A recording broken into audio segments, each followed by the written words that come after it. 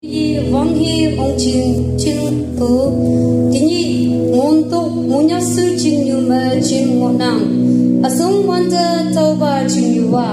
wang yak ya fang ma lang sang fan tu jutai mong sang pu saha ngo yang ki tini ka wang sip si ka ye tini sebu pa KBBB Youth Convention munya su ching yu ma chilalang prista hayang bumai nok chine se chim ngonang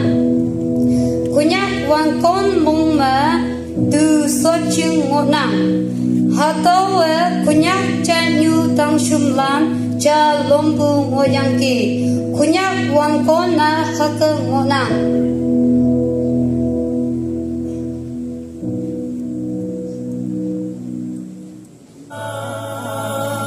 awang ne tau pu se nginang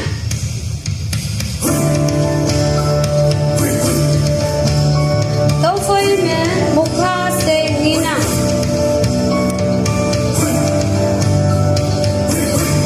tau phơi me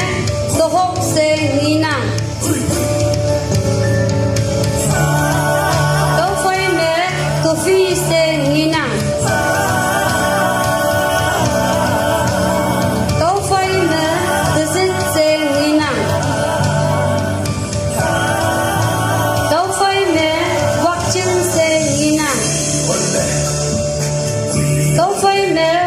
ching se nginang tau phai me apoi se nginang tau phai me mon se nginang tau ba tu có ching me bu bai bu tang shum nam tu man mung yang su sa we pone ya bu phai cham se sip sa bu hayang ne moi he man he cham se lo ke